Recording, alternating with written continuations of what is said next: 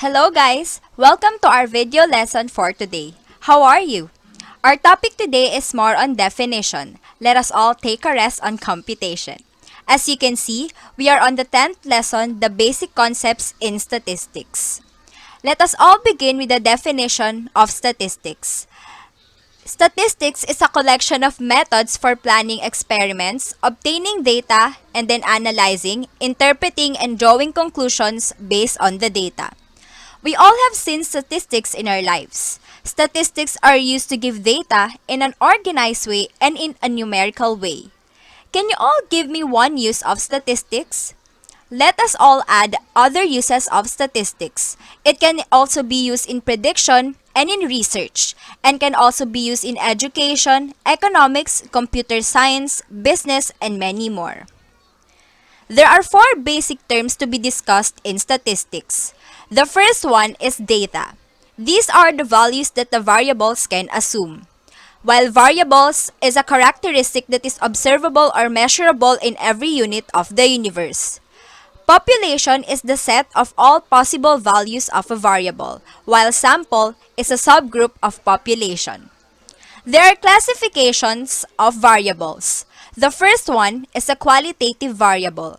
These are words or codes that represent a class or a category.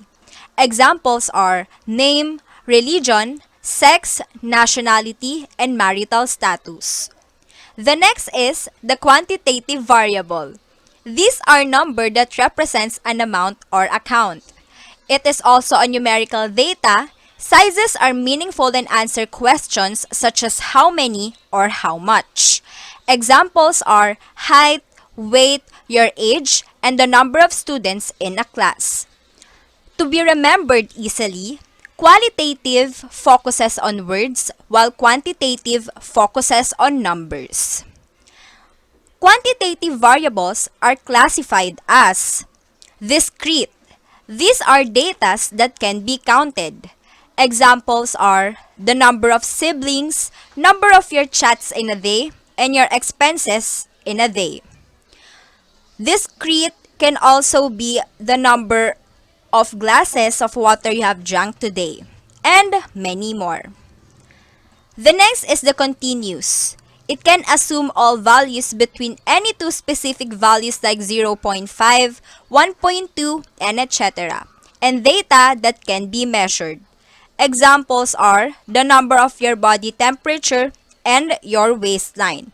It can also be your measured time in running or the number of pulse you have per minute. The next is nominal. This is characterized by data that consist of names, labels, or categories only. Examples are favorite online game, favorite color, gender, and marital status. The next is the ordinal level. This involves data that arranged in some order but differences between data. Examples are when answering surveys, highest educational attainment, and your ranking in school. Example of answering datas or answering surveys when there are things you have to rank based on your own opinion, like strongly disagree for 5, disagree for 4, neutral feelings for 3, 2 for strongly agree, and 1 for just agree. Interval level, this is same with the ordinal level but with an additional property that we can determine meaningful amounts of differences between data. Examples of these are the time and the bipolar matrix table. When we say ordinal level, it focuses more on the order of things. But when we say interval, it focuses more on the time you have spent on things. Next is the ratio level. This is an interval level modified to include the inherent zero starting point. It possesses a meaningful absolute fixed 0 point and allows all arithmetic operation. Examples are the current height and weight. Another example of ratio level is when we take things as 1:1, 2:2, 3:3, 4:4, and many more. Example is a husband can only have one wife, 1:1. One woman can only have one nose, 1:1, and etc. We have random sampling or 4 basic methods of sampling. The first one is the random sampling. This is done by using a chance or random numbers.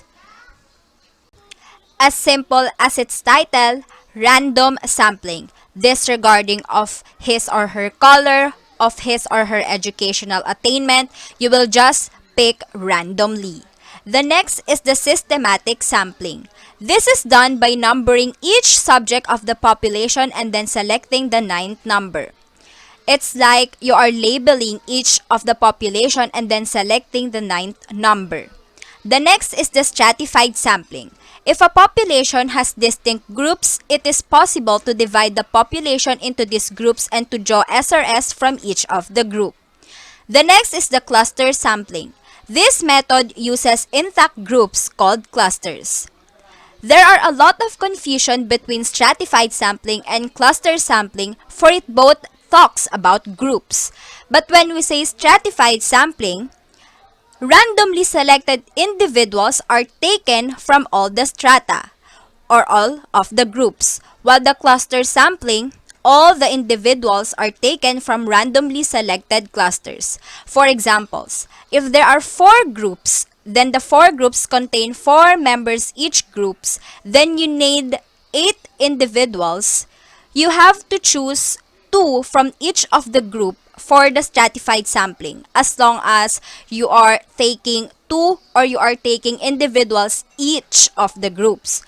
While in the cluster sampling, if you need 8 individuals for 4 groups, then you will just get 2 groups or 2 clusters and then get all the individuals of the cluster. That's the difference of the stratified and the cluster sampling. And that is all about the lesson. Thank you.